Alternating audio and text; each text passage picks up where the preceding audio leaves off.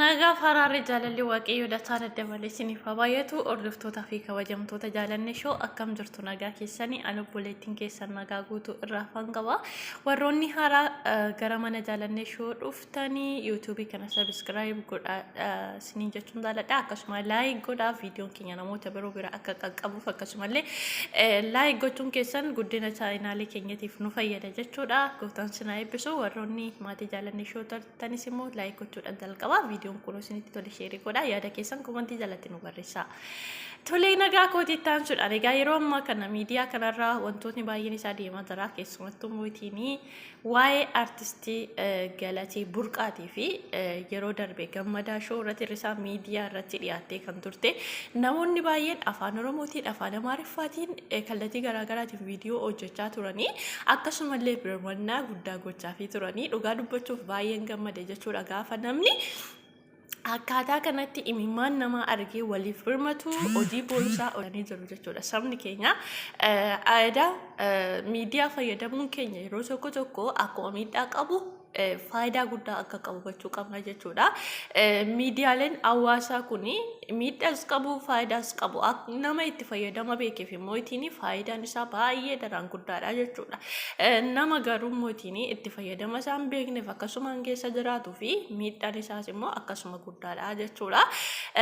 Egaa waa'ee obboleettii kana dhugaa dubbachuu fi guyyaan viidiyoo sana dhaga'e baay'ee garaan koo na cabee maaliif namni tokko Isumayyuu kiristaana ta'ee waldaa kiristaanatiin wal fuudhanii akka kanatti hojii suukanneessaa kana irratti hojjetee abbaan manaa ishee kun baduu isheetii isumaayyuu mootiin deebisee asfaarra'uu isheetii isumaayyuu mootiin manaa ba'ee sawalan deemee asfaachuutaan innaa wanta yaadamneedha jechuudha. Yaa ta'u malee waaqayyo himimmaan namaa hin dhiisu jechuudha. Ammoo barbaade yoo ta'e addumatti barri kun bara jallootaati jechuudha. Jallootaa fi bara itti dukkanaati. Bara warra qajeelonni mootiin boqoo isaanii ol qabatanii deemanidha jechuudha. Egaa yaada kanarratti wantoota baay'ee isaa taasisameeraani. Maal taasisabde yoo jettan miidiyaalee tokko tokko irratti barreeffamaan toora sooshaal miidiyaa feesbuukii kana barreeffamni tokko tokko shoo baga ishee nyaatee baga akkas ishee godhee maalidhaa fi isheenii duraan dursitee Oromoo tuffatteeti waan Oromoo tuffatteef nama sana wajjiniitiin walitti hidhattee akkas taate kan jedhullee jira jechuudha. Ani yaada kana dhibbatti hin deeggaru jechuudha. Sababni isaa namni tokko addumatti kiristaana taatee osoo jirtu saba kamiyyuu qooddeeti miti kanatti gaa'elaaf filattu. Jaalallis mootiin filannoo baay'ee jechuun filannoon akkuma jirutti ta'ee garuu yaadni waaqayyoo irra isaa akka raawwatu gochuudha jechuudha.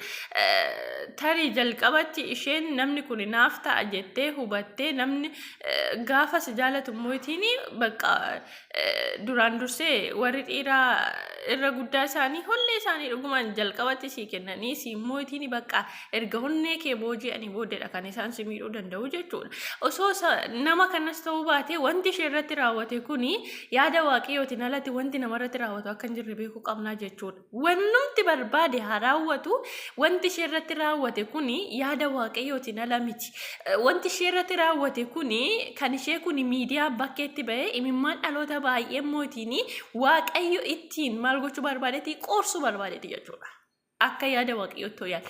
Maaliif erga isheen miidiyaa kanarratti gadi baatee booddee namoonni baay'een akka bu'aa turan, namoonni baay'een akka bu'aas jiran, sabuma Oromootiin iyyuu mootiin akka miidhaman, durba duwwaa osoo hin taane mootiin ijoolleen dhiiraallee artistoonni keenya baay'een atileetonni keenya baay'een isaanii akka miidhaman miidiyaaleen garaagaraa odeessaa turanii jechuudha. Kan ishee kun isheen miidiyaa irratti waan baateef malee warroonni dhiiraallee warroota shamarraniitiin ganamanii kan jiran baay'eetu jira kan jechuuf jechuudha. Kanaaf yeroo tokko tokko malatti sammuun kee addumatti immoo kiristaanuma ta'aniiti osoo Oromoo heerumtee jiraattee waan Oromoo tuffattee nama kana heerumteef akka sana taatee jiru. I don't know. Yesus yeroo baay'ee manatti rakkina keessa yoo argitan wantoota akkasii yoo si mudate miidiyaa irratti gaafa dhiyeessitanii qaamni tokko qaama sin deeggaru yoo ta'e qaamni tokko immoo qaama amilee sin buusu qaama sin dadhabsu ishoo baga akkas taate maaf akkas goote maqaa argatte bakka Oromoo tuffatteeti kan isheen achi deemtee isa jaalattee akkas tuffii Oromootiif jedhee hiyyaadu jechuudhaan bakka namni kun yeroo baay'ee ishee deddeebisaa ture taaksii isaatiin deddeebi'aa turte laadaadhaan argitanii jirtu yoo ta'e suura waan tokko teessimee ture jechuudha. Inna amma sana namni gaafa walitti dhiyaachaa deemu mootiin jaalalaan wal boojuu waanuma jiruudha jechuudha. Kanaaf waanuma hin fakkaanne tokko yeroo namatti quba qabnu gaarii miti. Garuu inni guddaan dubartittiin kun akka yaani namoota dhugaa dubbatu gaafa barreessan baay'ee amileen kun na caba ture jechuudha. Maaliif iddoo nama kanaa ofii kiyya kaayee yoon ilaale maaliif ani gaafa waan tokko namarratti raawwatamu ana osoo ta'e yoo jennee yoo keessa of galchinee yaada sana fudhanne gaariidha jechuudha. Dadhabbina isheen qabdu akkuma jirutti ta'e dadhabbinni isheen qabdu wakiilinnaa sana buluu kennuudha.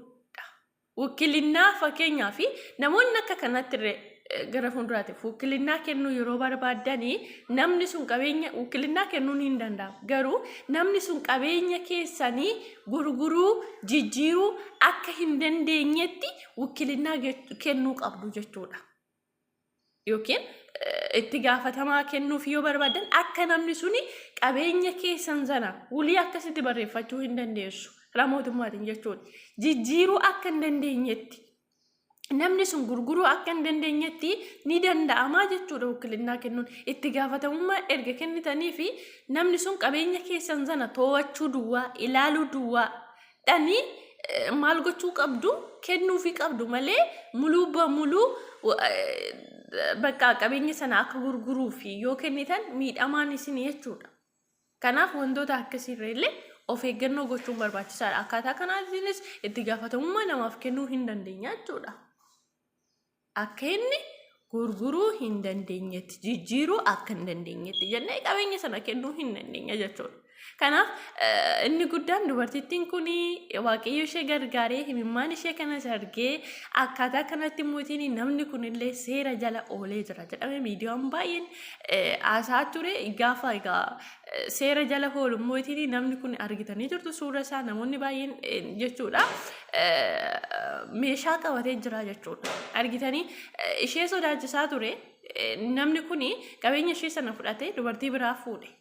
Dhugaa dubbachuuf bakka waldaa kiristaanaa irra dhaabbatee namni kakatee gaa'ela gaafa dhaabbatu egaa qaalkidaanii galuu jechuun baay'ee ulfaataadha jechuudha. Namoonni tokko mootiin maal jedhanii warroonni amantaa biraa keessa jiranii argitanii waldaa Pirotestaantii keessa wanta jiru. Waldaa Pirotestaantii fi warri xonqaayii akkaataa tokko jedhanii namoonni jibba amantaa keenyaaf qaban mootiin akka waan waldaan kiristaanaa eeyyama laattee akka waan waldaan kiristaanaa bakka dhaqaate wal fuudhaa yookiin immoo qabeenya ishee sana balleessi jetteen tokkotti amantaa namaa borcuu kan barbaadanillee jiru jechuudha. Barreeffama baay'een dubbisaa ture waan ta'eef. Kuni matumaayuu dogoggora jechuudha. Dogoggora. Amantaa kam keessa yoo osoo jiraatte dubartittiin kun miidhamni kun hinuma ishee ragaa. Oromoo osoo heerumte dubartittiin kun miidhamni ishee dhibbatti hinuma hin ragaa. Sababiin isaa waaqayyo karaa ishee kanaan ta'e imimmaan dhaloota baay'ee irraa haquuf waan ta'eef jechuudha. Kanaaf ilaalcha keenya yoo sirreessine gaariidha jechuun barbaada. Inni guddaan qabeenyi isheen qabdu sun kan inni qabu sun amma to'annoo jala oolee fi jira. Egaa waaqayyo gimmaashuma isaallee yoo deebiseef mana 10 keessa